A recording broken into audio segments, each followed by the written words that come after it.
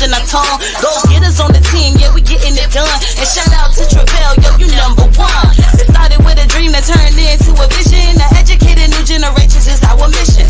Ears to the streets, yeah, we steady politicking. If it ain't about the change, mind your business. Now wait again, minute. Wave your hands with it. Wait again, minute. Wave your hands with it. Now wait again, minute.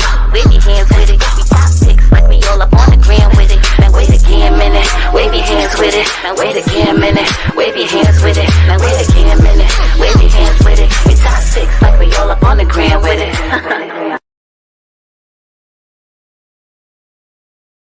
Welcome to another episode of Wait Again Minute podcast. Who am I? Gam. Yes. Why I was going to forget who I was? Because I was going to try to throw a shot at my co-host, right? Because I saw her eyes going up. So, see, that's what I get for trying to be funny. God don't like ugly. No, he doesn't. Right. So, with that being said, it is another Thursday, and we have another special guest as we do most Thursday, and he is in the hot seat, but I do believe that he can handle himself, and he's none other than Mr. Gary McCollum. How are you? I'm doing great. I'm so excited to be here. You know, this is awesome. That intro theme song, I was ready to get up and dance. I tell you, that's lit. It is. Yeah. Absolutely. So how was your weekend?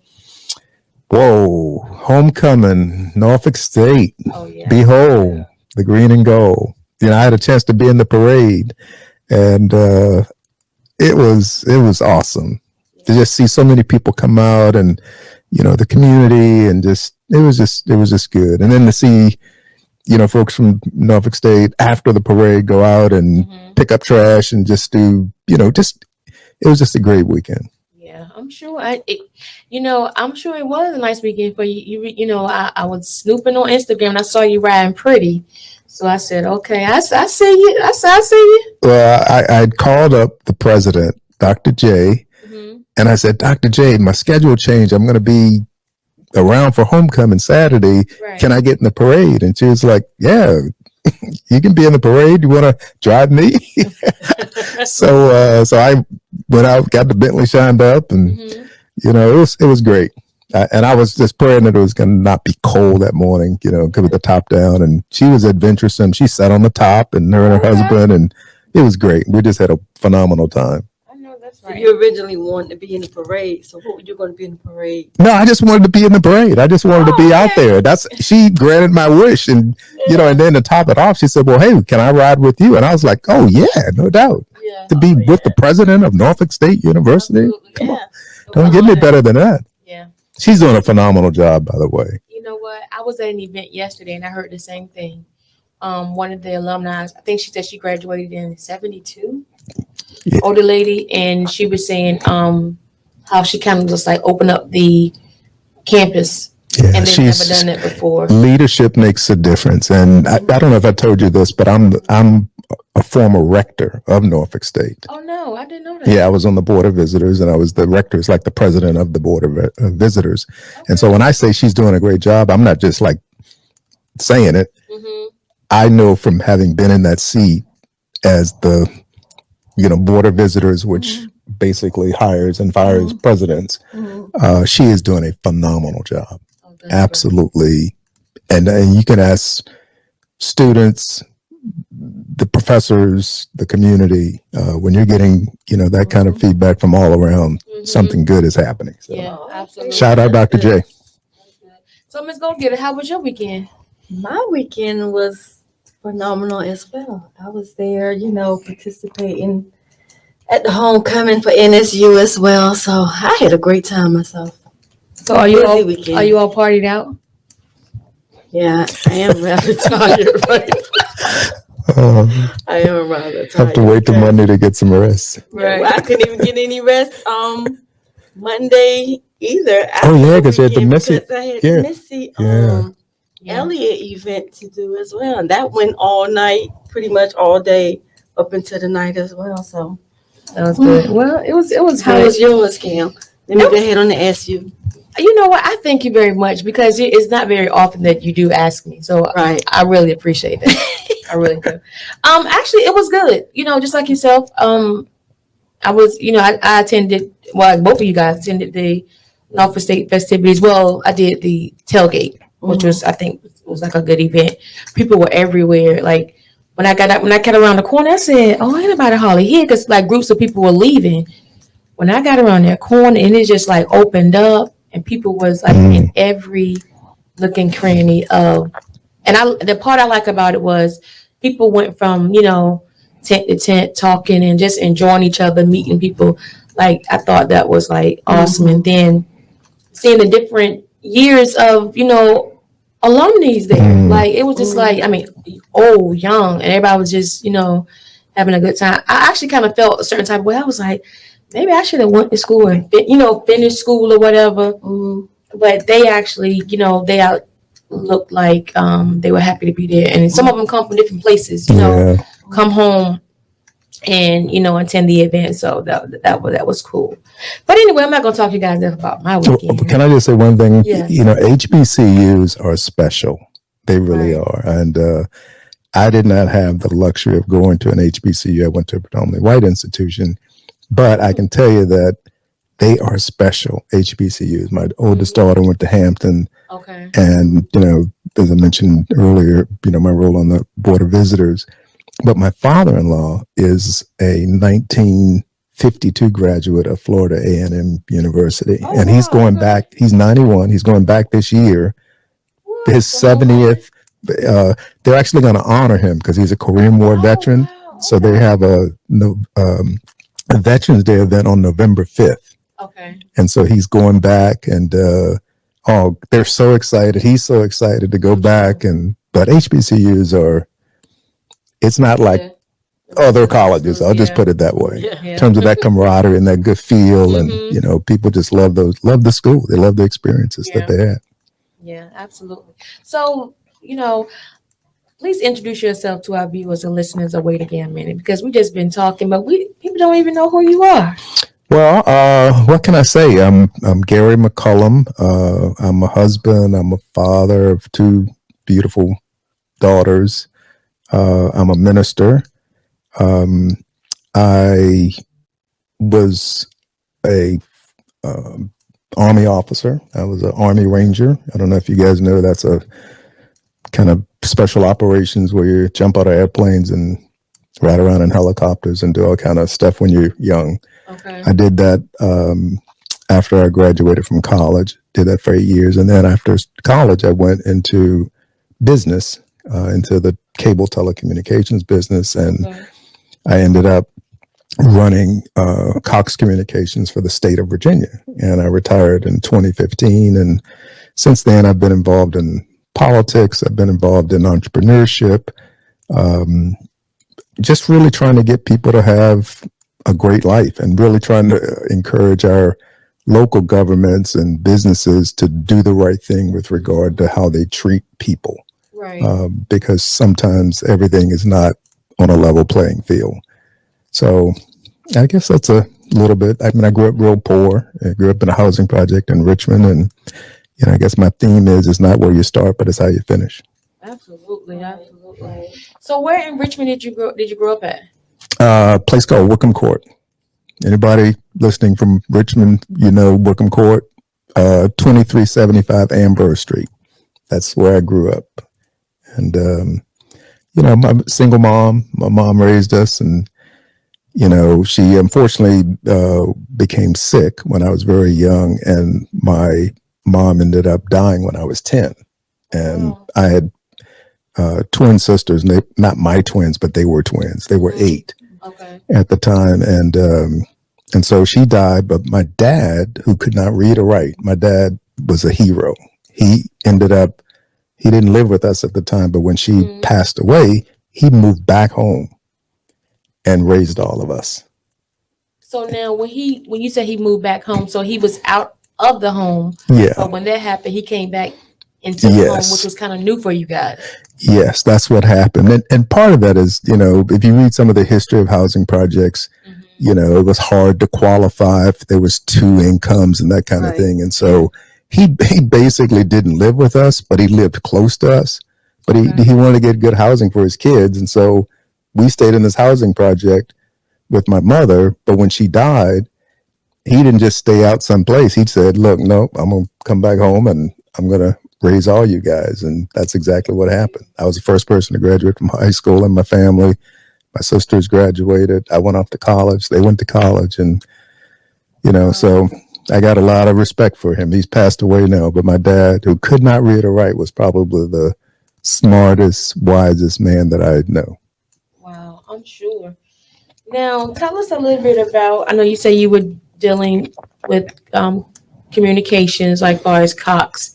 So what did you do actually at Cox?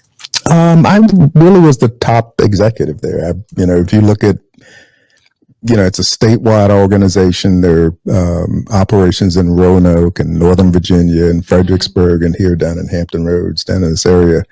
I basically was responsible for leading the state in all facets of the company, technical, marketing, customer service, advertising, and just everything.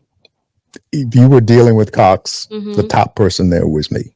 Okay, yes. Yeah. Okay, so you were the main person. So when someone got mad, they said, let me speak to who's over your, who's the big boss. Yes, but it typically did not get to me. Yeah, because we had. Yeah, but if I didn't want to speak to all the little small ones, I want to go all the way to the top. I was the top guy in Virginia, yes. But again, there were very, and there still are. I think there were on my senior team. There were about a dozen vice presidents who were very skilled at what they did, and they typically, they and their management teams took care of a lot of the things that would crop up. But I would always describe myself as a customer oriented, employee oriented leader.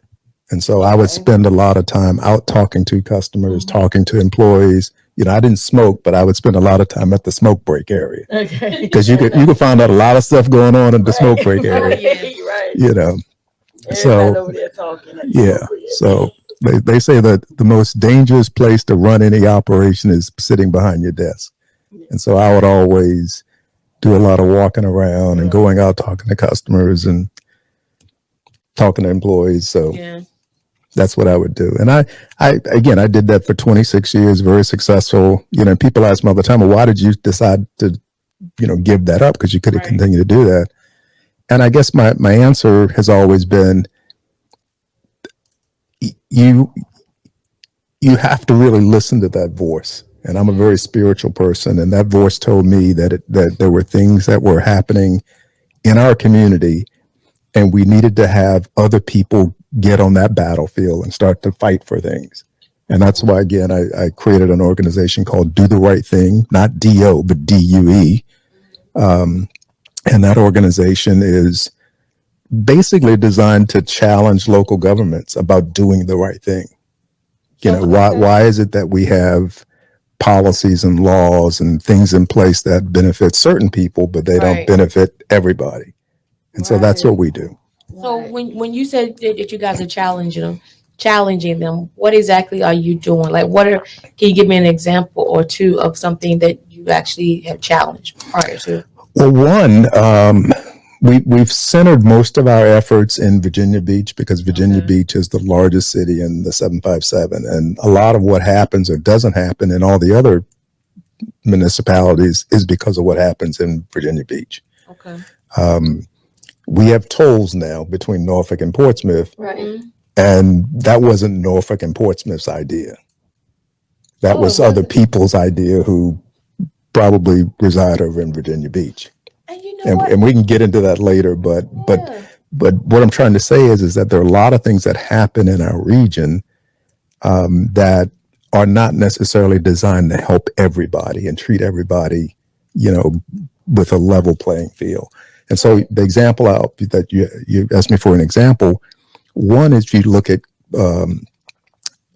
business contracting or government contracting. Cities spend a lot of money with private businesses. Right. But in Virginia Beach, most of that contracting did not go to people that look like us. Okay. And so we pushed for a disparity study. We would not take no for an answer. We put together marches. We worked with the ministers, the Virginia Beach Interdenominational Ministers Conference. We worked with Bruce Smith and others to really galvanize a movement to say, no, Right. we need to have a disparity study so that dollars spent by the city, and these are our dollars, these are taxpayer dollars, they should be spent with people that look like us too. Exactly. And so that was one example. We were able to get that, and we're seeing some movement in terms of improvement in that area, but we still have more work to do. But the other issue I'll bring up, this is more recent.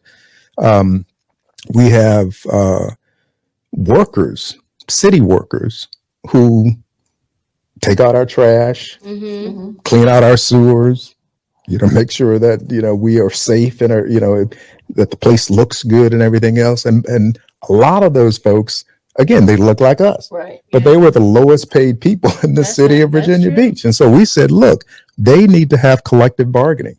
They need to be paid $15 an hour minimally. And so we were successful in getting the $15. We're still pushing now for collective bargaining. So it's just, again, being a voice to those who sometimes are voiceless. Yeah. That's what we do.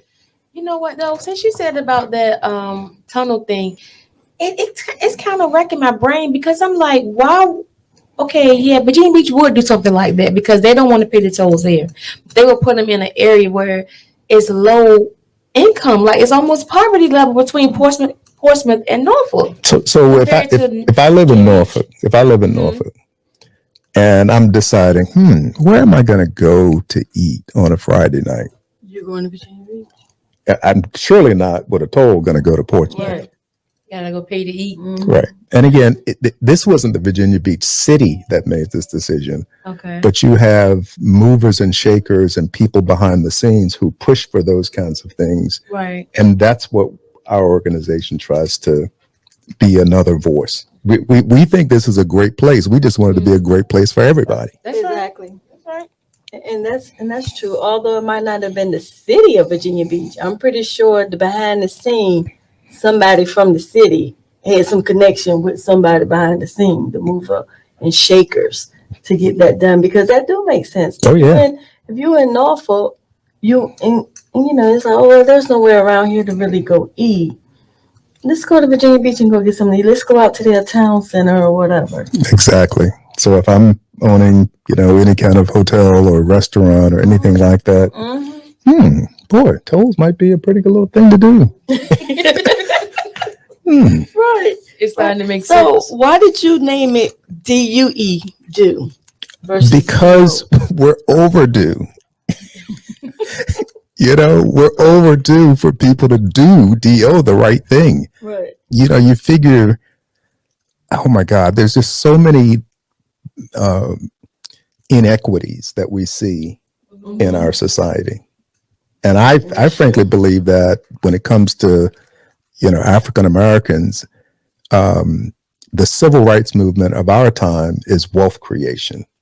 It's creating generational wealth. Because I think if we can generate more wealth, a lot of the other issues that we're dealing with, whether they be health issues or safety, crime issues, or whatever they are, a lot of that stuff would take care of itself if we're not struggling trying to make ends meet.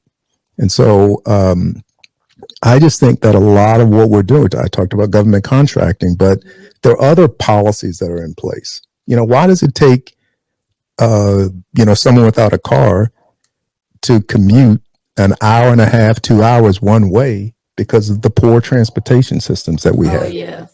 Oh, yeah. You know what I mean? That's That's a decision that's being made by local politicians. And so I just think we're overdue to start putting policies and processes in place that levels the playing field. Right. So have you ever thought about actually running? I did. I ran for office in 2015. I ran for the state Senate. I got about 46% of the vote in Virginia Beach. Okay. And I'm so glad I lost. Why is that? Whenever I tell people that, they always laugh. Here's why. Because if I had won, I probably would have ended up resigning. And the reason I probably would have resigned is because I think I'm better suited at making change by being outside of the system, Okay. not inside the system, because I know a lot of politicians and they're very good at doing the work inside the system, but they need people like me on the outside. Maybe the assist and throw them the alley hoop. Well, it's kind of what, if you guys are probably too young to remember, what Martin Luther King was told by President Johnson.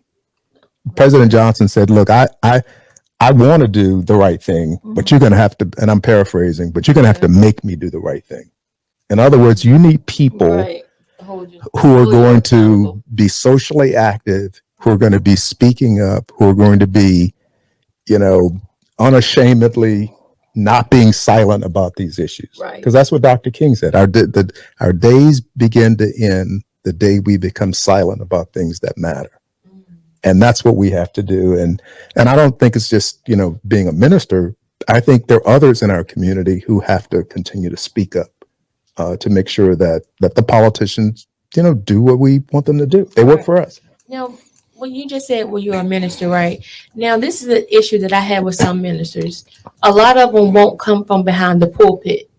They will, just sit and work within their church. Like, a lot of them, things go on in their city closest to them, but they're not active. That's true. And I'm trying to figure out, why aren't you active in the community in which you service and live? And I even heard some say that they can't. I've heard that before too.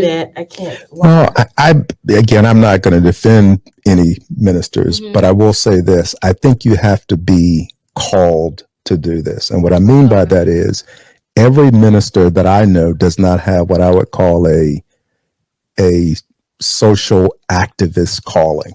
Okay. Yeah. There's some who are just, their calling is to just love on people. Their calling is to make sure that they visit the sick. Right. Their calling is to make sure that they are making sure that the elderly or the homeless or there's so many different callings. Okay. But there are a number of us who are called to be social activists.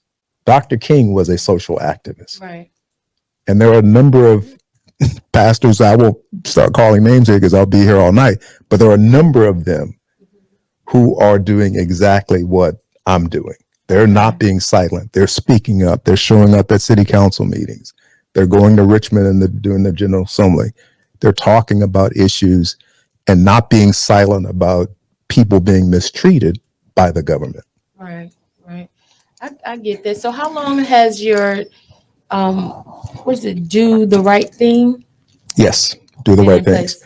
We started, I want to say it's been, the idea is probably 4 or 5 years old. It was birthed out of the Virginia Beach Interdenominational Ministers Conference. Okay. Because we knew within that organization that we had to speak up and make change.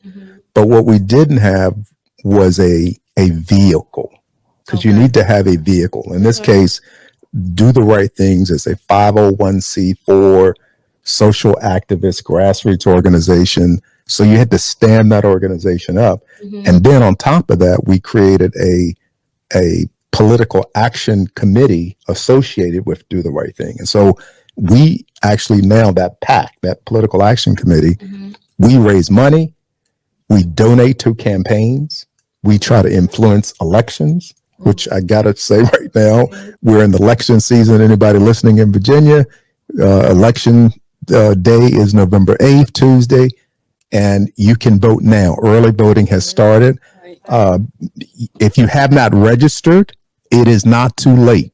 I know you may have heard that October 17th was the deadline. You can still register right now and cast a vote. So if you're listening to this, get your, as my daughter would say, boonchi. Get your boonchi out there and get registered and vote. That's right. So what's the last day for early voting? When is the last day you can do early voting? Well, election day is on the Tuesday, and I don't have the note in front of me, but it's right before that. But the key is don't wait. Yeah, don't wait. Do not wait to vote on November the 8th. Okay. Vote now. Vote early. It's available for us. You don't have to have any excuse. You don't have to write anything saying I'm going to be. It's early voting. You can vote. in Virginia. You might as well go ahead and vote now while it's fresh on your mind, versus waiting till I have until November the 8th, and then before you know it, election minute came and gone. Exactly. Right. And elections have consequences. I mean, I'm telling you, we wonder why things are the way, particularly for young people, because they count on young people not voting. Oh, yeah. Right, they do. I'm being honest. I'm relatively old. I'll be 63 next month. And there's a lot of policies and rules and laws in place that help old people. Yeah. It really, I'm not saying take them away, but I'm just, but I'm just saying there's a lot of things that don't go in the favor of young people Okay. because they don't vote. They do. Yeah. You know what I mean? A lot of them say they don't see the reason. That's majority of younger people that I talk to, even during like election time. They all say the same thing. Every last one of them has said the same thing. For what? What's the point? What's the reason? It's not going to count. It's not going to help us. It's not going to do. It's not. It's like, I don't know if they haven't heard the right thing they need to hear or seen the right thing they need to see to let them know that their vote really matters. It does. I mean, everything that happens in their life is influenced by an election. See, and I don't think a lot of them realize that. What you can buy, how much you pay for it. People get all hot and bothered about police oversight and police brutality, especially when it comes to, young African Americans, driving while black. Right. But what we don't see is, okay, well, how does an election influence that? Because it's not the police. Mm-hmm.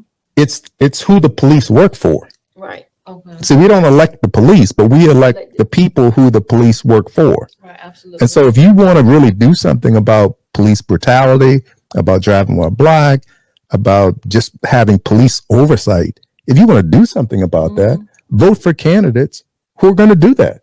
Right. So that's just one example. So With that school being tuition. said, I'm going to cut across, but we're going to go to a commercial right quick. We got to pay some bills, and when we come back, we're going to get right back into that, because I do believe it is about who you work for. Mm-hmm.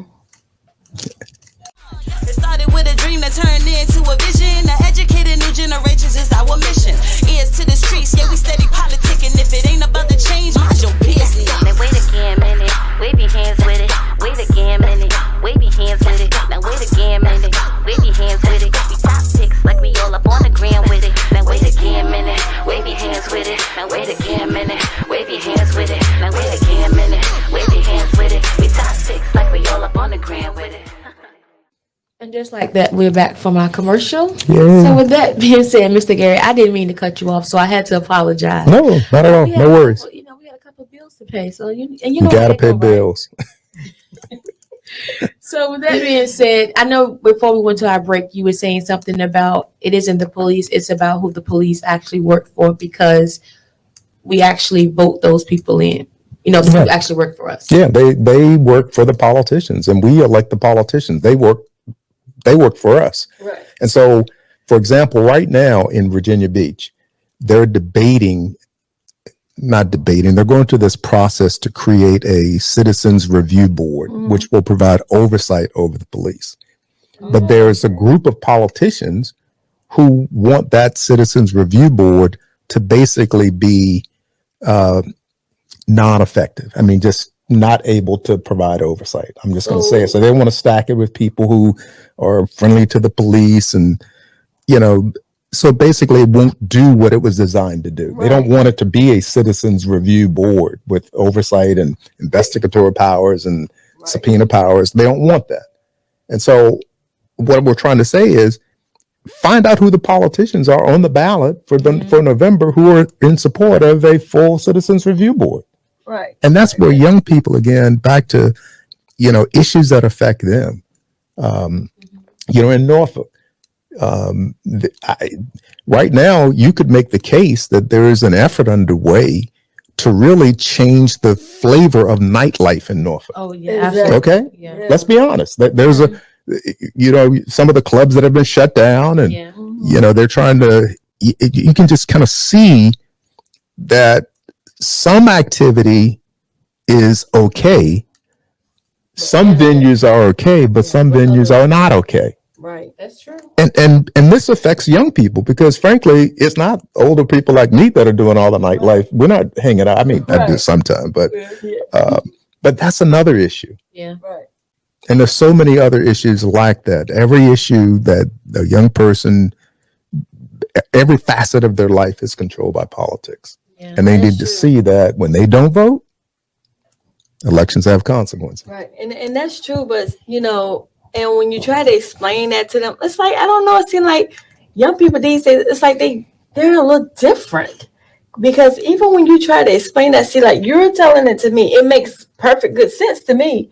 But when you explain it to them, they're like, no, until it really affects them, they would rather complain about it versus try to do something about Can I it. give you another example? We just talked about Missy Right. celebrating her historic career and everything. I mean, she's a legend.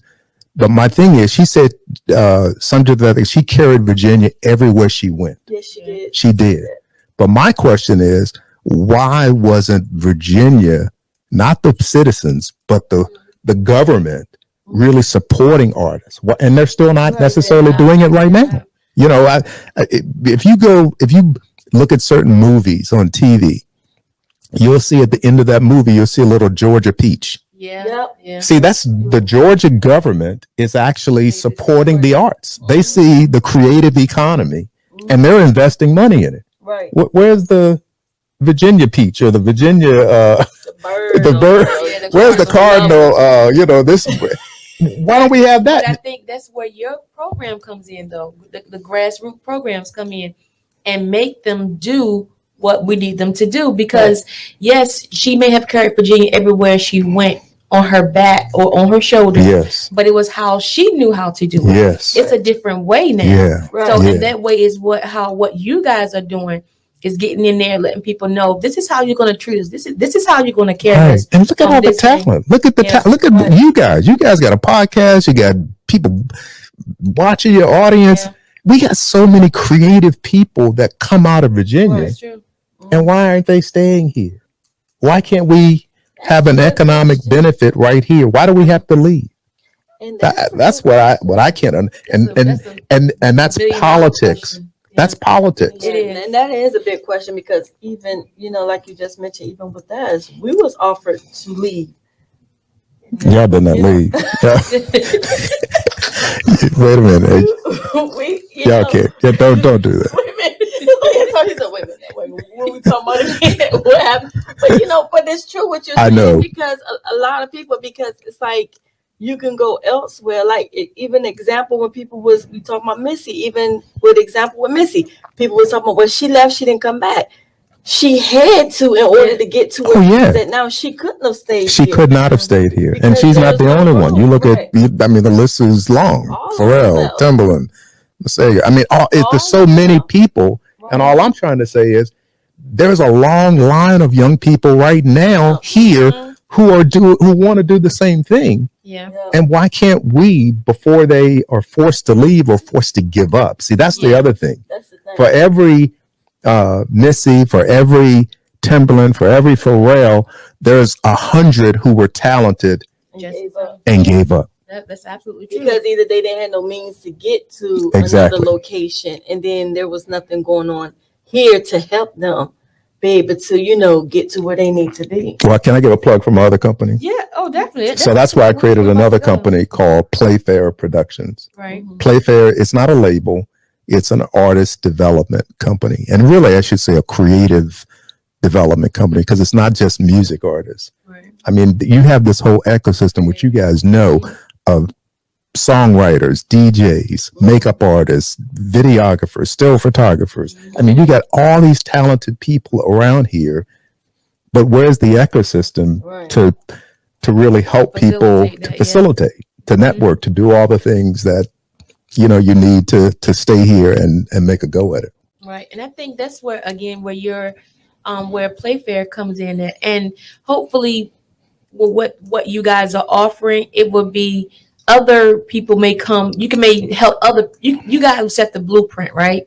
For other agencies or whatever to come behind you guys to add to what you guys have going on, because you guys can't do it yourself because it's so many people. But the people that you do come in contact with and you do work with, hopefully people that sit back watching and that are about moving the culture forward, that they will jump on board. Yeah. And make it a, ecosystem all the way across the board. Yeah, we're just going to continue to speak out. I mean, those two organizations, Play Fair and Do the Right Thing.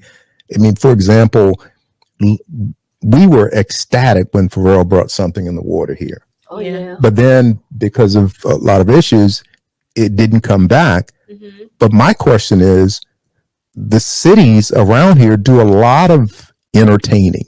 Yeah. They have a lot of what I call sole source contracts where they give those contracts out to people that don't look like us. Right. So my question is, why aren't we participating in that?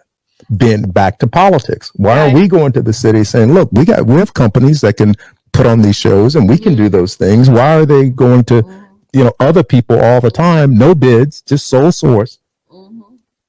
That's what we're talking about. Right. And I think it is politics, but I think a lot of it is we don't have that information. Like a lot of us don't know that those opportunities are available until we have these type of conversations, or if we, around certain people and certain people know what's going on. But if it's like, and that's the reason why I say, like, wait again a minute, like we're about putting out, we talk about things of substance, right? That can move our people forward. And it's about putting out information. Yes. So I just think that the more that we know and we share and not hold on to it, because we as a people, sometimes we get it and we want to hold it all up to ourselves. No. Yeah. I don't want to give it. I don't want it. This is all me. As if she's going to move further than me, or you're going to move 2 steps up. It's like, dude, like, give it away. Yeah, you got to give it away. Yeah, you got to give it away. You have to. It's like the Dead Sea. If nothing's coming in and nothing's going out, nothing's going to grow there. Yeah. You got to give it away. Absolutely. So how far as generational wealth, right? Being that a lot of us come from families who, you talk about generational wealth. We wasn't even taught to, keeping your credit straight, right? Yeah. So how important is it, to instill generational wealth into? It's so important, and the sad part about it is a lot of this stuff is not necessarily being taught in school, and I don't think that's by accident. I think it's by design, because as long as you're fooled into thinking that well, hey, I can continue to go to Chick-fil-A every week and 4 times a week when I know that frankly I can't afford Chick-fil-A. You really can't, because that money you spend on Chick-fil-A, they say if you just take your lunch to work for a lifetime for your career, you'll save about $115,000 over your lifetime. I'm 62, be 63. I haven't gone to a barbershop to get my hair cut since I was like 19. So just do the math on that. That's like, people ask me why I got a Bentley. I got a Bentley because I don't get haircuts. I cut my own hair because it's but no, over that time period, we're talking about what, $40,000 without interest just in haircuts. But you don't see it that way because it's almost like it's a little leak and you don't notice it. Yeah. It's what we call a spending leak. That's what it is. But that's people actually have careers as barbers. Yeah, I know, but my one knee might not going is not going to solve the barber industry, No, but all everybody not go. But see, I can afford to go now. I just don't have any hair now, so. But I'm saying when I couldn't afford it, I decided to do something else. And I think that's where I tell people, don't go into debt. Mm-hmm. Stay out of debt. Save your money. How do you not go into debt though? You be patient. That's it. Be patient. A lot of us, I think most of the financial mistakes that people make is they got into a hurry.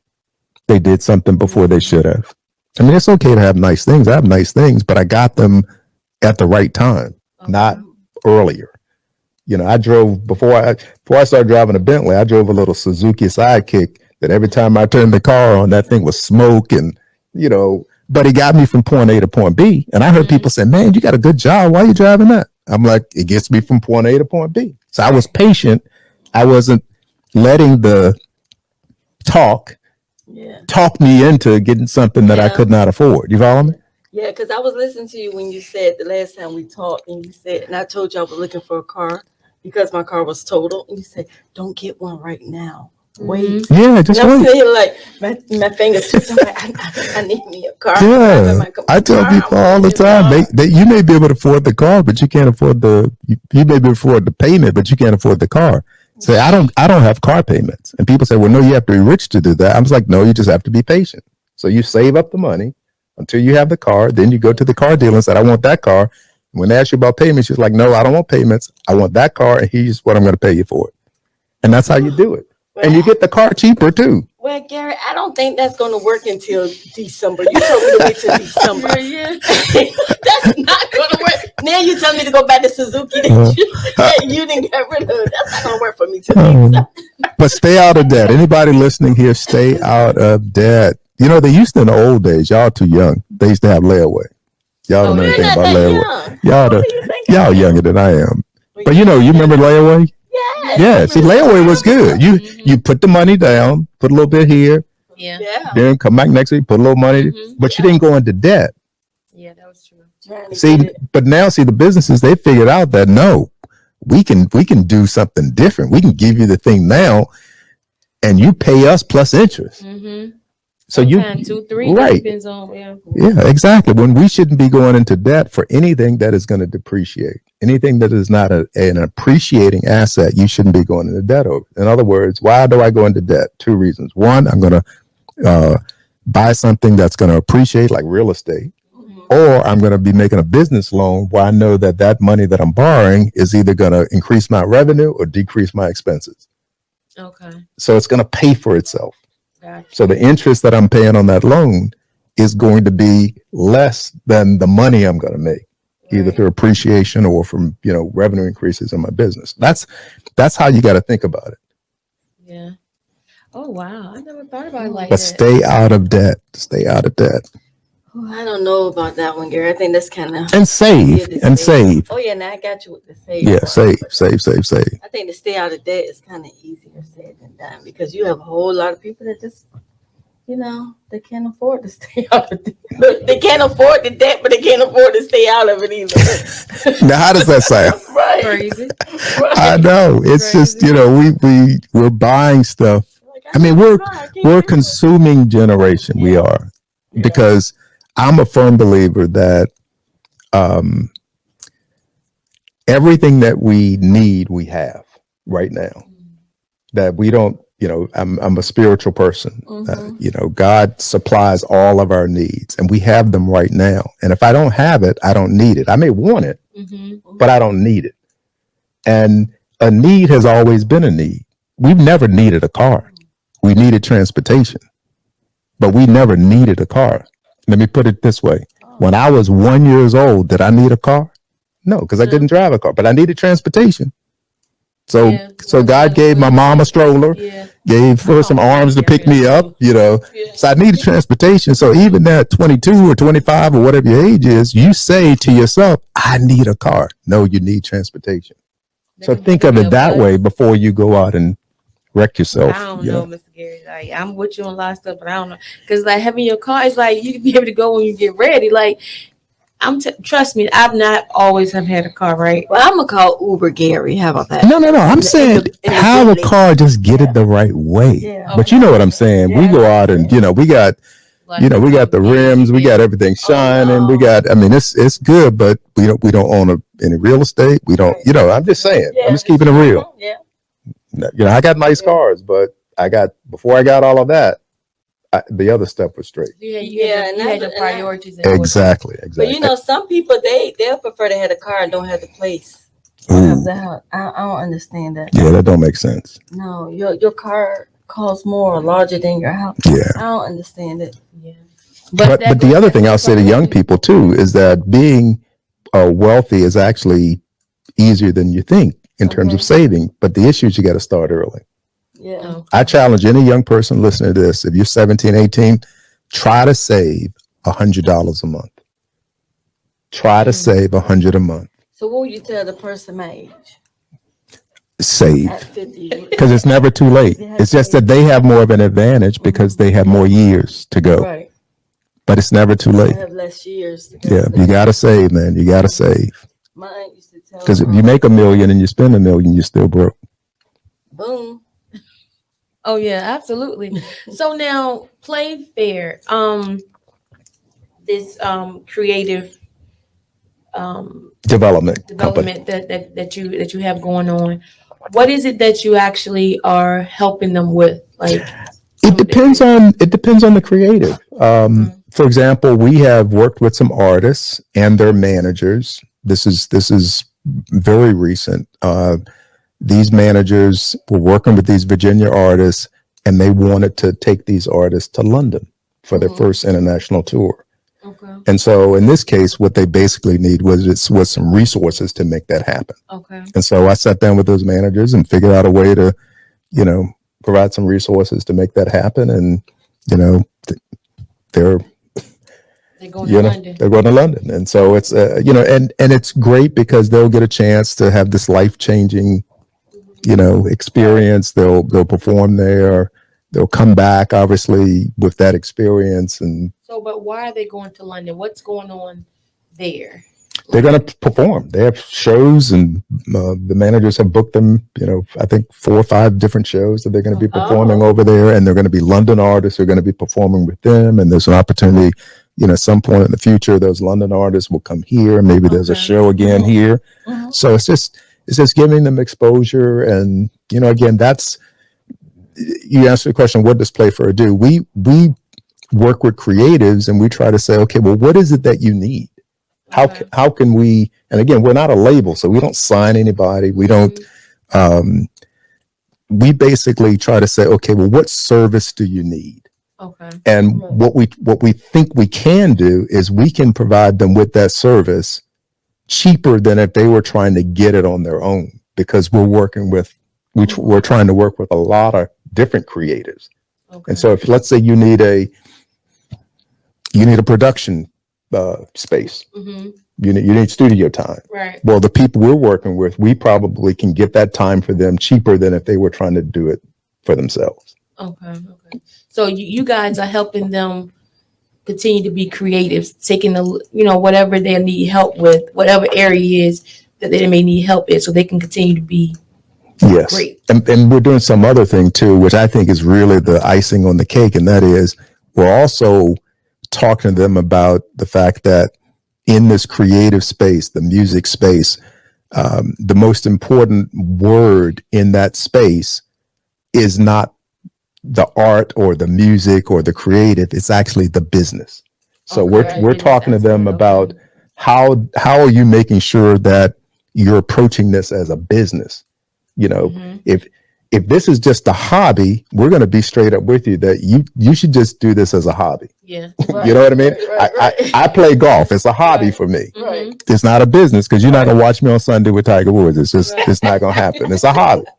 But saying, come get your and there's some creatives out here who it's just a hobby. Right. We're straight up with them like, no, you're not ready for prime time. You're not a pro at this. You should not do this for a business because you're not going to make any money with it. Yeah. Right. Yeah. But if they are professional and they can make money, we're going to talk to them about business security. We're going to talk to them about, how do you approach this as a business? How do you create an LLC? How do you do the thing so that you can stay in this for the long haul? Does that make sense? Yeah. Very much so. Yes. Very much. And I like that idea, because it's like you're helping them more than what these record labels would do, or I call them like vultures. Some of them are. Well, there's some good ones. I mean, Not all of them. Yes, but some of them, you're right. Right. They're just, So it's like, but you guys are really playing fair. we play fair. And what we say is that I think our slogan is something to the effect that it's not just our name, but at Playfair, we put our artists before our profits. Okay. Gotcha. That's how we roll. Play fair and do Oh that. wow, I like both of those ideas, Yeah. and it actually goes together though. They do. Yeah. And it's back to politics, is around, and in everything. Yeah. Mm-hmm. Yeah. Because my dream is that we would have all of these folks, really, these creatives, taking advantage of opportunities here in Virginia. I mean, why can't we have, 4 or 6 something in the waters every year? Oh yeah. Exactly. You know what I mean? Why one? Every quarter you have one. Why just one? Right. Yeah. I mean, you can do that because there are years ago. other entertainment things that happen around here that don't involve us. Have you ever thought about putting together something like that? Oh, you got to get me back on the show again. So because Okay. we're talking to some folks about some stuff like that. So Oh, okay. Gotcha. But let me ask you this: why are you a creative person yourself? Are you like in the entertainment yourself? I guess we all are creative because I think we're made in the image and likeness of God, Mm-hmm. and God is a creator. Okay, so In the beginning, He created. right. I don't want to start preaching, but Right. yeah. So we all are creative. I can't sit here and say I'm not creative, but I'm made in this image. But yeah, I'm not. I don't sing, dance, rap. I don't. okay, that's not so my- you're not in the entertainment. No. creative sector. No. And if my daughter was here, she would be shaking her head like, no, that. And, So why you have like a strong interest in the entertainment creative sector of things? Because I know you have your organization, then you have your development company, and you're also interested as far as politics go and making sure they do right by creatives. That's a great question, and I'll answer it this way. I think that there are 2 industries where African Americans, Mhm, and I am partial toward African Americans, mhm. and the reason that is because when I look in the mirror every morning, I see another African American looking back at me. Right. That's what I see. Right. So I have an affinity, and it's not that I don't love, other people, white people. I love everybody, Mhm. but the Apostle Paul said, and he was talking about the Jews. He was saying, "Look, my heart's desire is that my people would be saved." Right. That's what the Apostle Paul said. He had an affinity for Jewish people. I have an affinity for Black people. Right. Right. And what I see is there are 2 industries: athletics and entertainment, Right. where we overperform. We have so many talented people, but they're young and they get taken advantage of. Mhm. You see it in athletics and you see it in entertainment. And so my passion was to really figure out a way that we can at least do something Mhm. to help young people, young creatives, so that they don't give up or go down this path where their talent is just wasted or taken Right. advantage of. Oh, okay. Or they relocate somewhere else. So we'll go someplace else. Right. Yeah, because I love Virginia. Yeah, absolutely. Oh yeah, he definitely don't want you to leave because he said like, no, you guys gonna be creative here. We're gonna get you everything you need here in Virginia, so that you can stay here. Yeah, in stay Virginia. here. I mean, you can visit, go other places, but Yeah. this place is, come on now. You look around. I mean, yeah, visit LA, visit New York, go to Atlanta, but It's your why home. can't your home be here? Yeah. Why can't you, and again, I look at it from an economic point of view. It's not just, why does the state of Virginia have to rely only on the Port of Virginia or military spending Right. or agriculture? Why are those the only economic drivers when we have so much creative talent here? Mhm. Other places are leveraging that, but we don't for some reason. That's absolutely true. Well, I have enjoyed our conversation, but before we end our conversation, run our last commercial right quick. All right. Sunday, October 30th from 6 p.m. to 9 p.m. We're having a female 90s R&B paint party. So we need you to grab all your good girlfriends, your family, your co-workers, your sorority sisters for food. We're going to have fun. Of course, we're going to have drinks. And why not a little dancing? So we're going to get you right. So when it's time to go home, it's on and popping. So we're looking to see you guys Sunday, October 30th from 6 p.m. to 9 p.m. Make sure you're there. Okay, and just like that, we're back from another commercial. Like we had like 2 commercials today. All right. Which Got to is pay the nice. bills. Absolutely. Okay, Mr. Gary. So I understand, like, matter of fact, let me go to Miss Go Getter first and see what she took away from today, because I don't even want to say what I took away from today. Why not? You can go first. Let me hear what you say. Let me hear Well, Well, what I took away from today was business and politics. It actually goes hand to hand, whether we like it, or not. We have to get involved, and it Yes. starts for me about getting involved in your community first before you can go elsewhere, right? Right. Yes. So I think it's very important to vote.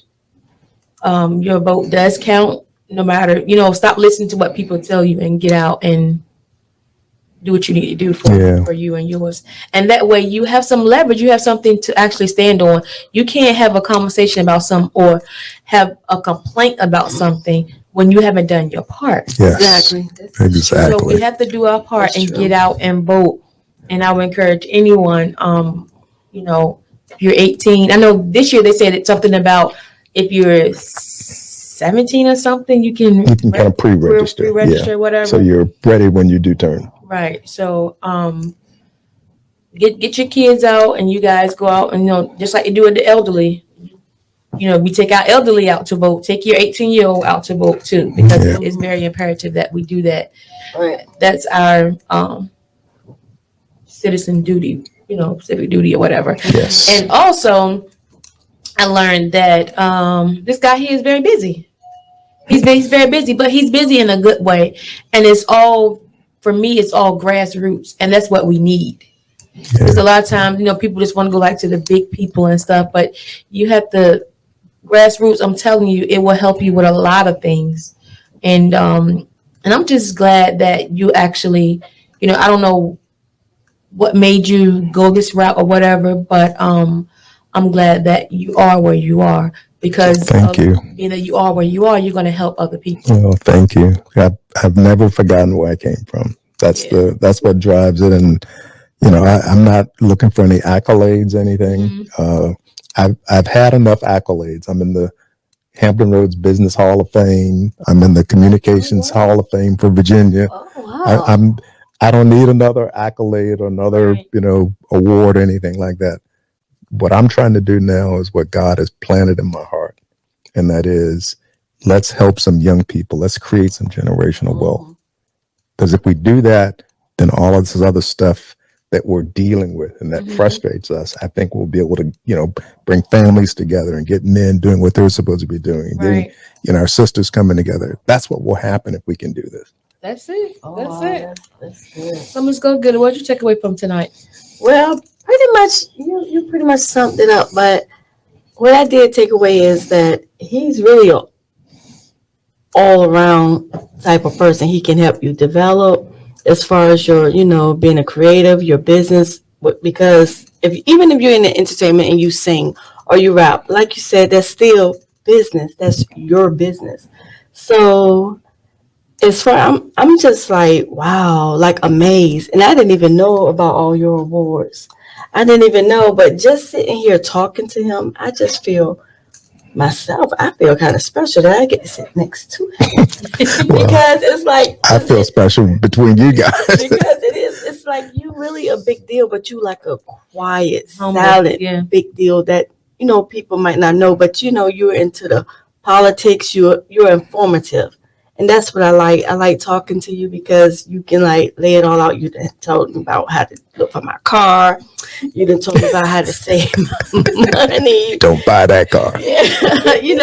To save the money. So it's like if someone comes to you with anything you can develop them from the beginning to the end as far as their business, their finance, their career. You really can truly, truly help someone. And my thing is just get the word out there, and just because I wasn't, and just listen to you. I know we talked before. Let me get back to this. When we talked before, you had mentioned about the politics, and I kept saying, well, what politics got to do with this? Why are they making a big deal about politics and entertainment? But now I have a full understanding. Okay, so that makes sense, what you're saying, but I'm just taking away a lot. I'm overwhelmed with everything that I've taken away today. That's a good overwhelmness, right? Yes, it's really good because now I'm like, okay, now I'm trying to figure out how in the world I'm going to be able to save this money about this Bentley and I just turned 50. Now how I'm going to do this? You can do it. You know what I'm saying? I'm like, I want that Bentley before I turn 55. You can do it. Well, can I have the Bentley before I turn 51? You can do anything Look, if you're smart about it. Look, the image. Get the right circle of people around you. You know, Okay. I've said before that successful people have three kinds of friends, and I know we're running out, but it's you got to have people who are smarter than you that you can be mentored by. Right. You got to have people that you're mentoring because that keeps you sharp if you're teaching, Right. and then you got to have your people in your same circle that you're kicking it with. Unsuccessful people just have the people that they're just kicking it with. Right. They're not teaching anybody, and they're not being taught. That's true. And that's true. Yeah, Oh, Yeah. man, But that's definitely true. So he's gonna be my mentor. absolutely. I didn't talk. Yeah, absolutely. Oh, gracious. Well, yeah. Well, you are. Look, you don't have to. Sometimes you don't have to acknowledge things because you already know what it is. So I don't even have to tell him something. Yeah, I'm definitely going to be your his mentor mentee. too. Yeah, I'm definitely going to be his mentee. I'm already in there, so I ain't even. We did not meet by accident, so I'll put it that way. I think this was a divine appointment. So, Definitely, yeah. So- definitely. but have me back, please. Oh, Have me man, back on the listen, show listen, again, you okay? can come whenever you want. We're already locked in. We're connected. So whenever you want, the door is always open. Whether we're here or there, you always have a place, and that's the honest truth. And everybody listening, make sure you continue to listen.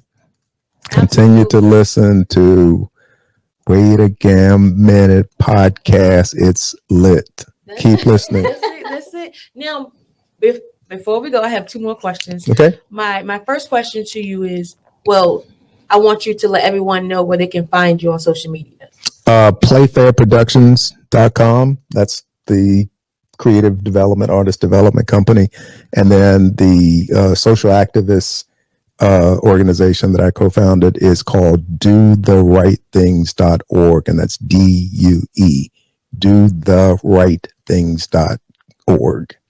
That's where you can find me. And I'm on all the socials. If you just, Let You me know. tell y'all something. This man about to be 63, right? First of all, he's fit. He doesn't look like he's 63. He doesn't act like he's 63. thank you. Don't let that age fool you. Right. Thank you. He outside. He outside. He outside. Oh, drink a lot of water. Drink a lot of water and work out. That's what I do. Yeah. So with that being said, can you please let us know how your time has been here since you've been on Way to Gam Minute podcast? Oh my God, this has been like incredible. I mean, just seeing, you two beautiful ladies doing what you're doing, and the help you're providing. Because this is, I've watched some of your other shows and people that, you bring on. You're changing lives.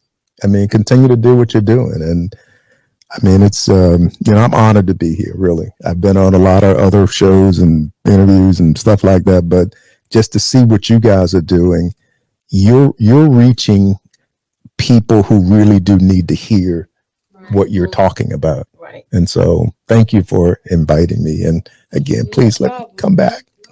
Oh yeah, you coming back. The OG will be in the building Yes. at any given time.